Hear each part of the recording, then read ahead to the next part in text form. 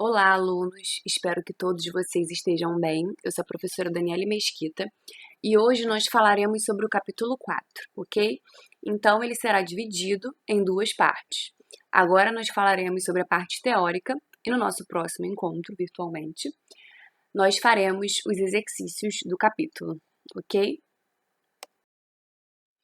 Vamos lá. Então, temos aqui um capítulo bastante teórico, com informações bem específicas sobre a internet e os novos gêneros textuais.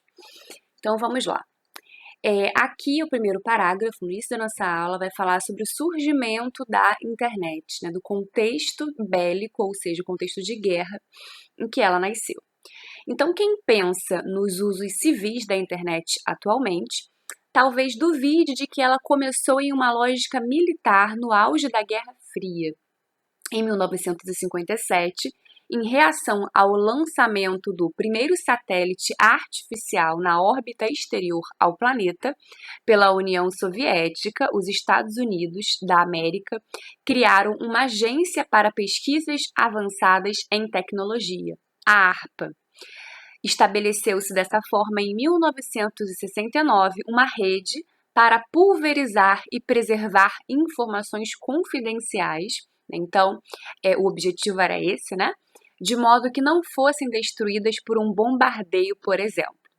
Essa rede de informações, chamada ARPANET, interligava organismos militares como o Pentágono e a NASA a algumas universidades. É a ARPANET que, mais tarde, desvinculada desses organismos militares e governamentais, então esse vínculo foi perdido, né? Passou a ser chamada internet, tal qual conhecemos hoje. Gente, imaginar a vida atualmente sem internet, né, é algo muito incabível, né? Então, esse foi o contexto, é interessante saber, né, para a aula de hoje, para uma redação que você precise fazer sobre esse assunto, né? É sempre muito bom saber sobre o surgimento de diferentes assuntos, né? No caso aqui, sobre a internet. O primeiro e-mail. O e-mail agora, gente, perdeu um pouco, né, a sua assiduidade, embora ele seja ainda bastante usado, principalmente no meio profissional, no meio acadêmico, né, mas cada vez mais a gente consegue perceber que o WhatsApp, por exemplo, né, ganha uma certa amplitude, até no meio profissional, muitas vezes. Então, o primeiro e-mail.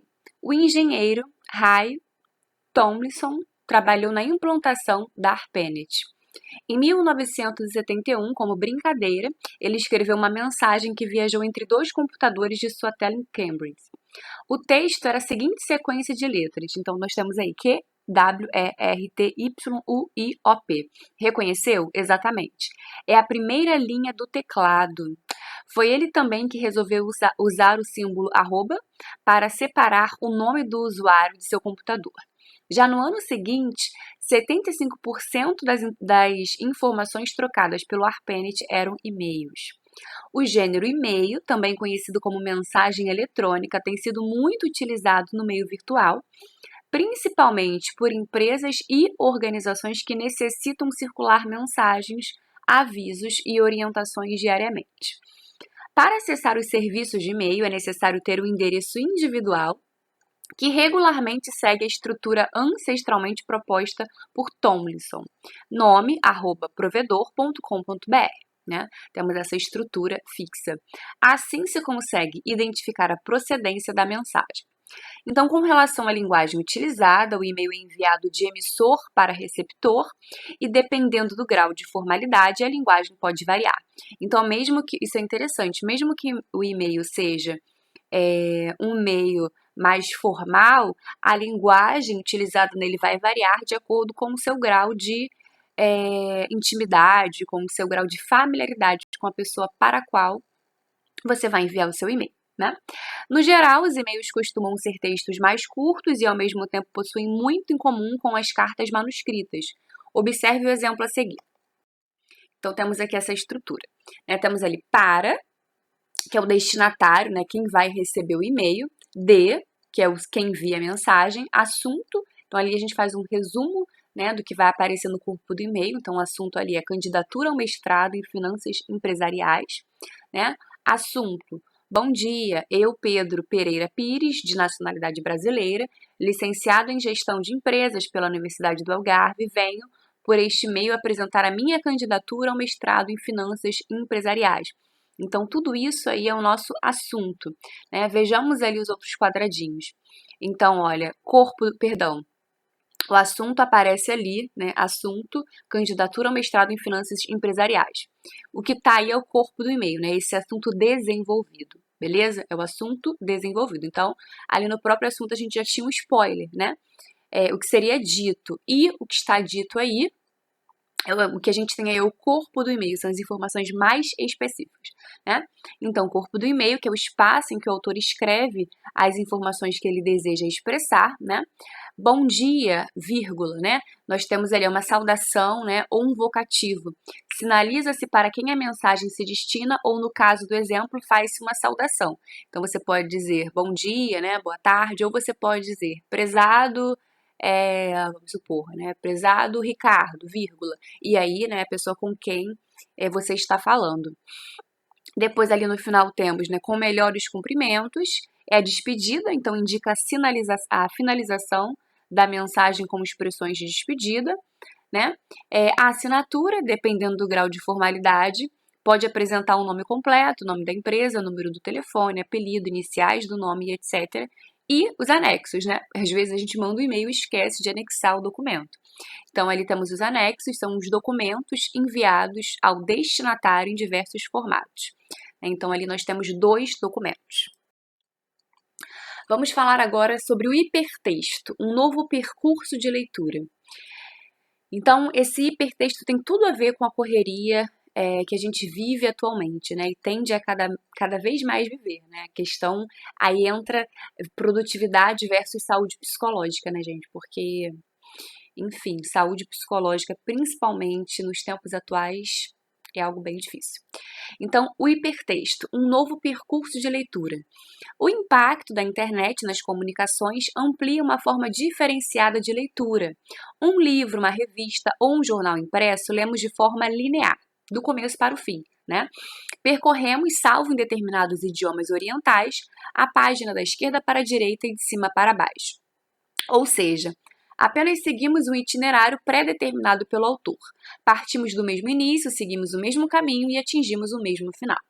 O conteúdo de uma página de internet, no entanto, é organizado de modo que forneça ao leitor diversas possibilidades de percurso de leitura. A página principal se constitui de várias ligações, links, que remetem a outras páginas e blocos de textos em linguagem verbal, visual, sonora. É muita informação, né? É ao leitor que cabe a escolha do percurso a ser seguido na leitura, de modo que é o leitor quem define os conteúdos do caminho e o ponto de chegada, tornando-se assim uma espécie de coautor ou semi-autor do produto final da leitura. Então, por que tem essa relação, né? De se tornar uma espécie de coautor? É você que vai construir a sua caminhada, né? O autor do texto ele está construindo, ele está escolhendo o enredo da história dele, um caminho, um percurso, né? E aí, né, com esse hipertexto, você tem disponíveis vários links e é você que vai escolher quais você vai ler, a ordem que você vai lê-los, né? Esse formato de texto digital, diluído em vários outros blocos de textos e possibilidades de leitura, é chamado de hipertexto. O hipertexto não é um produto exclusivo da internet. É hipertexto à consulta de um dicionário, por exemplo, cujo percurso da leitura não é linear, e sim definido pelo próprio leitor. Mas com a internet, o hipertexto vem mudando os hábitos de leitura. O jornalismo também vem se aproveitando do conceito de hipertexto e não somente nos formatos online. Mesmo impressos, jornais e revistas vêm organizando seus conteúdos em opções gráficas, infográficos. Então, infográfico é um tipo de texto que vai explorar a linguagem verbal, a linguagem não verbal, gráficos, né? Mapas, tabelas, boxes, intertítulos, sobretítulos, subtítulos, que evitam a linearidade da leitura. Então, aqui nós temos um exemplo.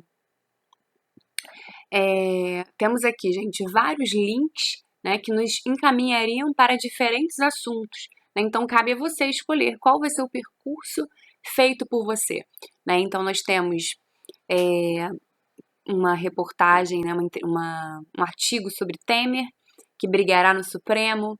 Nós temos uma propaganda da Dafit. Nós temos algumas informações sobre diplomatas russos expulsos deixam a embaixada de Londres. Movimento Sem Texto celebra acordo. Então, gente, são muitas informações, né?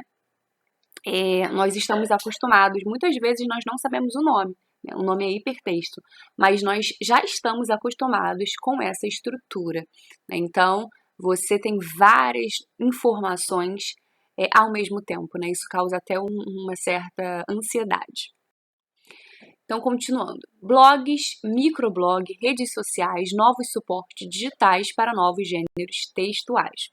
Então, é possível para qualquer pessoa ou um grupo criar um blog, porque existem diversas empresas que disponibilizam plataformas gratuitas de publicação, como Blogger, Blogspot, WordPress, Tumblr, Medium e etc. Cada blog criado possui uma especificidade, seja gastronomia, notícia, moda, né? São várias temáticas, como nós podemos perceber. Educação, profissional, literatura, escrita pessoal, história, etc. E para cada especificidade, um tipo de linguagem é adequada. Além de textos verbais, ou seja, a gente tem um texto verbal quando nós temos palavras escritas ou faladas, né? Os blogs possuem músicas, imagens, vídeos, utilizando assim a linguagem verbal e a linguagem não verbal. Então, a linguagem não verbal é quando nós não temos palavras escritas ou faladas. É um suporte para variados gêneros. Observe a imagem a seguir de um blog gastronômico. A sua linguagem é típica de receita dando orientações. Então, gente, quando nós pensamos em receitas, nós temos uma estrutura, né, que é ingredientes e modo de preparo. Lá no modo de preparo nós temos as orientações, aqueles verbos no imperativo, né? Faça assim, misture, bata, leve ao forno. Né? Então, de como criar pratos de comida e com abas para especificidades da gastronomia, como molhos, pratos principais, lanches e até decoração. Assim, os blogs gastronômicos centram-se na descrição e na injunção. Então, injunção são esses verbos, né, no imperativo. Visto que o seu objetivo é justamente orientar o leitor a realizar as atividades sugeridas. Há uma infinidade de tipos de blog, mas podemos traçar características mais ou menos comuns, como as publicações costumam ser organizadas de forma cronológica, da mais recente para a mais antiga, com datas de publicação. O ambiente é normalmente personalizado de acordo com a finalidade para a qual foi criado, imagens, cores e fontes. O cabeçalho apresenta o nome do blog e é comum ter um resumo sobre o conteúdo que o compõe centralizado, justamente porque como é o primeiro contato, né? E a apresentação são as informações principais sobre aquele blog. Geralmente, em uma das laterais aparecem os dados sobre o perfil do autor, nome, contato e links variados, além das próprias publicações. A rede social Twitter pode ser considerada um microblog. Como característica central, consiste na postagem de textos curtos, os chamados, não vou pronunciar para não falar incorretamente. Apresenta características semelhantes ao blog, porém com postagens com limite de 280 caracteres, por isso o termo microblog. Se eu não me engano, foi o Enem que cobrou, tenho quase certeza, que o Enem já cobrou essa questão dos caracteres, do limite de caracteres no Twitter. O nível de formalidade dessa palavra, tweets, eu acho, pode variar dependendo de quem ou qual instituição utiliza a rede social. Jornais, artistas, instituições, empresas. Então, se a gente tem uma instituição, por exemplo, mais comum é que ela faça uso de uma linguagem mais formal, né? Artistas, instituições, empresas e até pessoas comuns podem possuir uma conta nessa rede social. O Twitter no Brasil é comumente utilizado como principal fonte de informação pelos jornais eletrônicos que buscam uma aproximação e uma alternativa de interação com o leitor digital. Assim, os jornais eletrônicos criam uma página oficial no Twitter e divulgam as notícias com links de acesso ao conteúdo completo.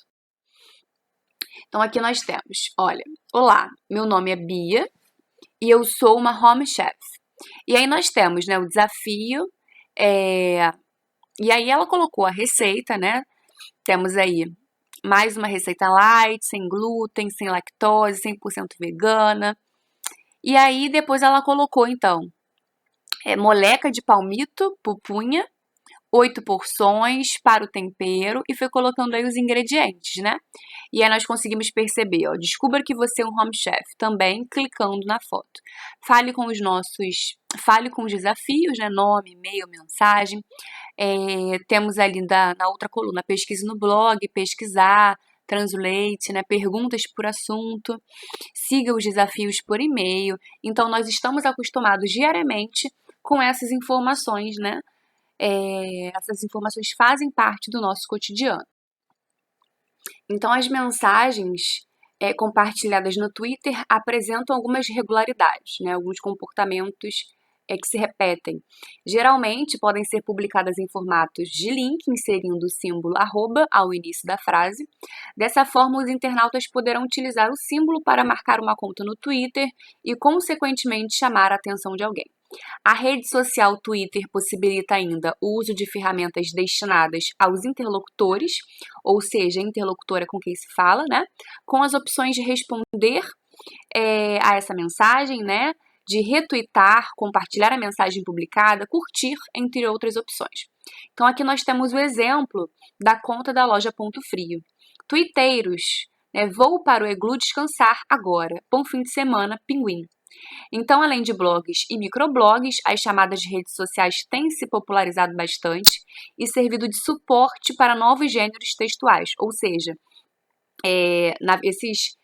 esses blogs, esses microblogs, né, eles têm surgido, o suporte é a internet, eles têm surgido dentro da internet, na internet é o suporte digital. O já extinto Orkut, que não é da época de vocês, mas foi da minha, Facebook, essa outra rede que é mais voltada a relações profissionais, o Instagram, que é mais alimentado por imagens, fotos e vídeos, embora haja também textos. E à medida que o computador pessoal foi se reduzindo a ponto de caber no bolso, o telefone celular, o WhatsApp muito usado, né? Quando eu falei sobre o e-mail, por exemplo, né? O e-mail é muito acadêmico, muito voltado para a faculdade, né, pós-graduação, trabalho. O próprio trabalho, muitas vezes a gente acaba usando o WhatsApp para enviar arquivos, né?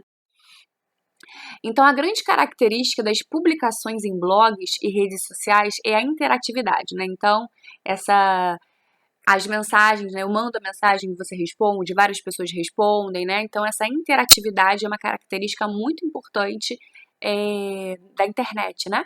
Então, a grande característica das publicações em blogs e redes sociais é a interatividade com o público leitor e a promoção do debate público. Essas publicações são chamadas pelo termo em inglês post, por vezes aportuguesado para postagem. Observe o espaço destinado à publicação do gênero post no Facebook. Então, aqui a gente tem Linda da Silva, né? E aí que publica esse livro, né, uma foto desse livro de Gabriel Garcia Marques, um grande autor, né, e esse livro é 100 anos de solidão. Então, aqui na postagem ela colocou essa foto desse livro de Gabriel Garcia Marques. A cada postagem se abre espaço para os comentários. O espaço é destinado exclusivamente aos interlocutores, ou seja, as pessoas com quem se fala, né, com o objetivo de incentivar um posicionamento sobre aquilo que foi escrito. Seria desejável, porém, a quem comenta conhecer o assunto e se posicionar a partir do conhecimento construído, o que nem sempre acontece. O gênero comentário é de cunho opinativo, mas nas redes sociais costuma ser gerador de muitas discussões, em alguns casos até de agressões verbais. Então, isso daqui, infelizmente, nós sabemos que acontece muito, né, gente? Pessoas que se utilizam de um aparente anonimato para agredir verbalmente, fazer comentários completamente infundados, né, e preconceituosos muitas vezes. Então, em geral, o comentário analisa algum assunto, polêmico ou não, um fato ocorrido, um filme, um livro, etc., com base argumentativa, pois o autor expõe seu ponto de vista sobre algum assunto, mas de maneira breve, tendo em vista o número reduzido de caracteres, o que normalmente se traduz em argumentação precária. Então, o que seria uma argumentação precária? O que é argumentar, né? Argumentar é defender um ponto de vista. Então, uma argumentação precária é quando você não consegue defender um ponto de vista, quando você mostra uma argumentação fraca, né? Veja na página do jornal Folha de São Paulo os comentários sobre uma reportagem que envolvia o tema Sistema Carcerário no Brasil. Então, olha só, são comentários sobre o sistema carcerário no Brasil. Então, bem capaz desses caras surfarem nessa onda da violência nos presídios, ao invés de fazerem o que tem que ser feito. Darem um passo atrás e soltarem ou deixarem de prender quem tem que ser preso. O que tem que ser feito é o óbvio, ululante, fazer com que o presídio seja local de efetivo cumprimento de pena, com absoluto controle pelo Estado de tudo que se passa lá dentro. Sem regalias, sem bagunça, rigoroso, sem fugas, sem celular, pizza, mulheres, e etc. Não sacam? Dá uma olhadinha nos presídios americanos. Então, o comentário não apresenta, temos aí, né, gente, essa mensagem, o comentário não apresenta a opinião do jornal, a responsabilidade é do autor da mensagem. Essa mesma mensagem aparece no comentário abaixo. Outro, a velha dúvida do biscoito. Então, a gente consegue perceber alguns erros ortográficos, né? Tanto no texto de cima quanto nesse daqui. A velha dúvida do biscoito, que está sempre fresquinho, é também a dúvida dos especialistas. A desigualdade social que acentua mais esta crise, um Estado que ignora um sistema carcomido por uma política de segurança pública claudicante. Mas não podemos ser inocentes em pensar que assaltantes e traficantes podem ou não terem penas alternativas. Seria um vício polianesco. E outro, corruptos, traficantes e assassinos devem ter uma prisão única e isolada. Então, por fim, nós temos um último textinho que vai falar sobre o impacto das tecnologias na linguagem, né? Como que a linguagem sofre uma alteração, como que ela muda, como que ela pode variar, né? Por conta desse impacto da tecnologia, né? Tudo que a tecnologia traz. Então, cada vez mais a comunicação pela internet se caracteriza pela velocidade e pela interatividade. A escrita nessas mídias, portanto, se pauta pela instantaneidade de forma a reproduzir os diálogos em que muitas vezes se podem conhecer as reações emocionais dos interlocutores, ou seja, interlocutor com quem se fala, né? Os posts e comentários apresentam um nível de formalidade variado. Então, vai depender também do nível de escolaridade, né? Há a opção de se anexar à mensagem aquelas carinhas, né? Carinhas felizes, carinhas tristes, e outros textos verbovisuais, que complementam o texto escrito. Outra característica do gênero post e do gênero comentário é utilizar abreviações. Então, nós temos aí as abreviações das palavras você, abraço, beijos e etc. Essas características definem um híbrido, né, uma mistura entre a fala e a escrita, pois apesar de ser marcado pela escrita, busca a todo momento, como se disse, resgatar aspectos típicos da fala. Vale ressaltar que as mensagens podem ser abertas ou fechadas, os posts são publicações gênero de texto aberto a um público mais amplo ou mais restrito. Há, porém, as chamadas mensagens inbox fechadas, né, que são são mais secretas, né, mais pessoais, é a palavra correta. De natureza mais dialogal, essas mensagens se aproximam mais do e-mail e mesmo das cartas, ou seja, apresentam uma formalidade maior, né? Uma estrutura parecida. Há muitas abordagens catastrofistas sobre sérios prejuízos ao aprendizado da língua causada pela internet, né? Que foi o internetês, lembram? Havia uma preocupação, né? Muitos gramáticos diziam que os jovens, por meio da internet, né, dessa linguagem abreviada, iriam acabar com a língua portuguesa. E, entretanto, o que se verificou foi que a grande maioria dos jovens acabava sabendo fazer essa diferenciação, né? Ou seja, em que momento essa linguagem poderia ser abreviada, em que momento não poderia, né? Quando eles poderiam ter uma preocupação menor com a linguagem, quando eles precisavam realmente se preocupar, tá? Então, podem-se, por outro lado, entender essas alternativas como uma ampliação de possibilidades de comunicação e expressão, né? Uma outra forma de se comunicar. Além disso, a necessidade de agilidade e velocidade na escrita, apelando-se para as abreviações. Não é novidade e não nasceu com a internet, como é o caso da taquigrafia. Então, queridos, até a próxima aula, como eu falei para vocês. No nosso próximo encontro, nós faremos os exercícios sobre o capítulo 4, ok? Então, bons estudos e até mais!